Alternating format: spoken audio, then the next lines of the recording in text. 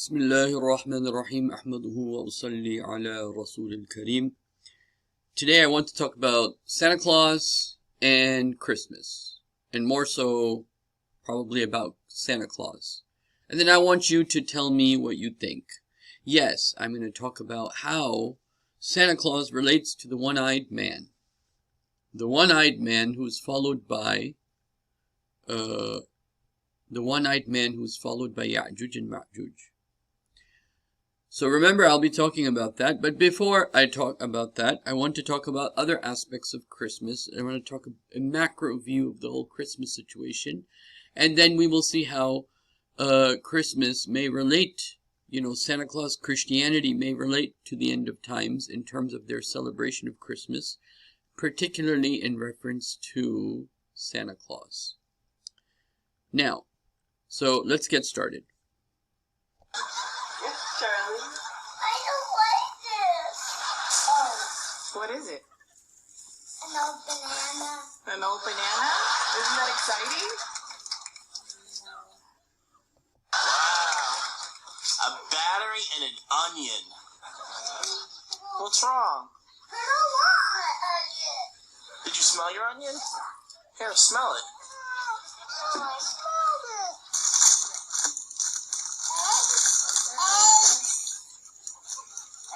Open it. A hot dog. What is that? I got a girl activity book with stickers. I'm not a girl. I'm not a boy. I'm not a boy either. The worst present ever.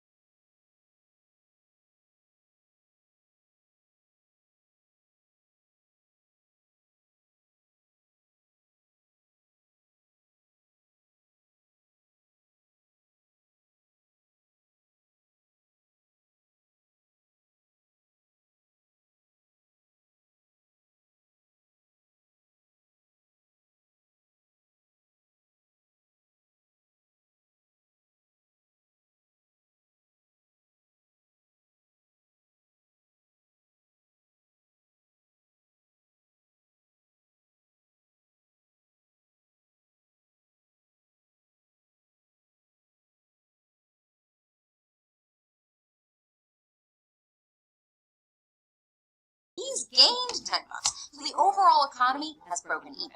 But if I give Julia a $10 gift that she doesn't want and she just sticks it on a shelf in the garage or even throws it away, I'm out 10 bucks without any equivalent gain elsewhere. Think received that didn't end up being used or Without any equivalent gain elsewhere. think of all the millions of Christmas gifts people have given or received that didn't end up being used or enjoyed. They've all contributed to a dead weight loss on the economy, estimated by Walpole to be around $4 to $13 billion a year. But you might. So we've talked a little bit about the materialistic aspect of Christmas, which I will come back to towards the end. But now let's start our first step in understanding what is the relationship between Santa Claus himself and the one-eyed man who is followed by a group called Ya'juj and Ma'juj. So, in that respect, let's get started. Now, this is a understanding of the history of how Christmas came about and the pagan roots. Christmas. It's the time of year when we in the West celebrate the birth of Jesus Christ with nice things like nativity plays and carol singing where we sing about Jesus and God and all of these very Christian things. And of course the name is Christ Mass. It goes right back to this old Christian idea. So Christmas must be incredibly Christian and all about Jesus and God and the Bible, right? Well, not quite. In this video I'm going to be looking at the pagan and mostly the Northern European pagan origins of Christmas and some of the things we did. So you see this man here who has one eye. So that's what this is all going to go to, the man with the one eye who is followed by Ya'juj and Ma'juj. Christmas Day is celebrated on the 25th of December, although there is no real link to this with the birth of Jesus Christ. We're not actually sure on which day he was born. However, there is a very strong link to one of the festivals called Yule by the Old Norse, Yule by the Old Frisians, and Yule by the Old English. And this festival was a very important part of the pagan calendar, not only in the Northern European pagan traditions, but also in many other ones around the world, as it coincided with one of the major changes in the year to do with the harvests. Now, Yule, if we look at the Old Frisian word, or Yolo, we see that it actually means wheel. And the reason for this is that the old Germanic people saw the year as being in a wheel shape, and that the very bottom of the wheel was December. The reason for this was that at the very bottom of the wheel, the days were the shortest. It's on the 21st of December that we think that the pagans back then, and indeed neo-pagans today, still celebrate the winter solstice, which is the shortest day of the year, because from that point on, the wheel starts to go back up, as in the days start getting longer. And it's actually seen in the old Germanic tradition as being a sort of war against light, against dark. Obviously, winter is when the days, especially in the north, in Northern Europe, when the days get shorter, there's obviously much longer nights, so people would see that. Which other religion talks about light and darkness fighting against each other? Anyone know? The Zoroastrians. And Zoroastrians connects directly with which surah of the Quran? Surah Al-Kahf. So just keep this in mind for those of you that know. This as, you know, the darkest season of the year, and obviously the 21st of December is when the days start getting lighter, start getting longer, and when the light starts winning again. And obviously this is very much related to the idea that at the end of the world, at Ragnarok, the twilight of the gods, the huge Fenris wolf would break loose and would eventually eat the sun, heralding the start of the Fimbul winter, which was this terrible winter that would last a long time. So Yule, for the Germanic peoples, was a time for celebration when they tried to bring as much light into the houses and into people's hearts, and one of the ways they did this was by giving each other presents. Now again, if you are in a society where they do this, Christmas lights, things like that, with candles and whatnot, all goes back to this idea of the light winning against the darkness, which isn't just in paganism, it's also in Hinduism and to a lesser extent Christianity as well. It's not solely related to paganism, but that's the topic of this video. And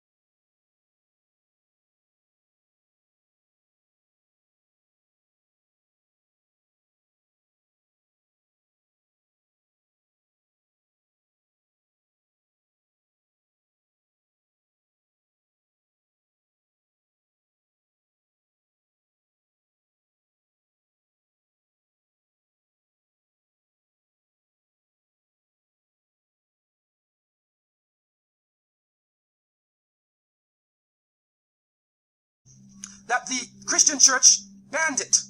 And the Church of England, according to historical sources, actually banned it all the way to 1647. It was prohibited in England to celebrate Christmas because they saw Christmas as being a pagan holiday. This is an official position taken by the Christian church, the Church of England, who were known at that time as Puritans. What happened was an individual was superimposed. A name was superimposed. We hear about the name of Saint Nicholas. Saint Nicholas. Now, Saint Nicholas himself is actually coming from Nick or Nickel or Nicker. He was known as a demon. This is an ad to tell you that Bud Light Seltzer is made with a unique 5-step filtration process. The demon of the north. He was known as the evil spirit of the north, the name of Odin, the evil principle. And so in Germany and in many of the northern countries, the people actually looked upon this so-called Saint Nick as being an evil force, and they would tell their children in the wintertime, don't go outside, because if you do, Nicholas will come along, Nickel will come along, he'll capture you, put you in his bag, and take you away. And so they used it as a negative concept. In Isaiah, in what is left of the Bible, in chapter 14, in 14:13, the devil is known as the prince of darkness. And it is an understanding that his throne, the seat of his power, is in the north. Somewhere in the north is the seat. It doesn't have to be the North Pole, but north of particularly the wall of Zulqarnain, which is a longer discussion.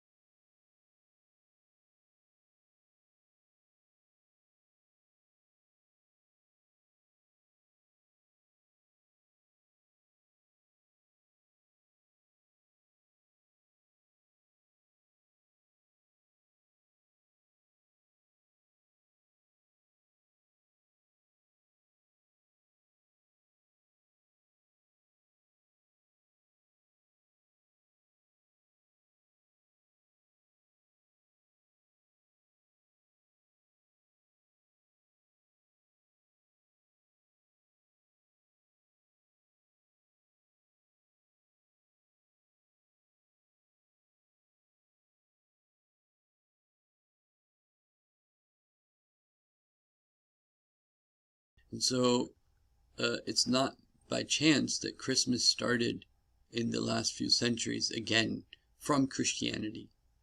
And so Christmas is a time of materialism. And so there's a lot of ads that are special Christmas ads, right? So before we finally look into, some more of those Christmas presents, let's look into the idea of, let's look into this, okay? So here's some examples of Christmas and materialism. Now remember, this is supposed to be a time of giving and sharing and a time of, spirituality. But what you see is it's just pushing materialism. And why this is relevant is Surah Al-Kahf is a surah that is anti-materialism. And it is a surah that criticizes Christianity. In some ways it is connected with Surah Maryam, which explains the real purpose of Jesus, peace be upon him. But Christianity that becomes materialism, and that Christianity that becomes infused with paganism. So that's what's happened to Christianity now.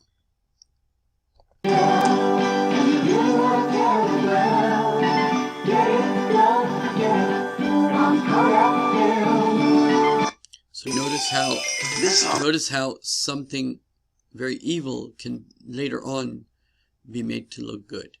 And now the people all over the West lie about Santa Claus. Holiday season, serve the very best at any gathering. Serve delicious chicken tenders from Burger King. Chicken tenders are all white. And like someone said, it became less and less about family and more about what did you buy for me. Meat breast fillets, not form bits and pieces. Holiday baking deserves real butter. Make a cinnamon roll tree, sugar cookies, marzipan, and more. Bake ahead. Real butter's baked-in flavor improves with age. Taste all the way. Butter helps you stay happy holidays throughout the year. $7.95 to $59.95 only at Radio Shack.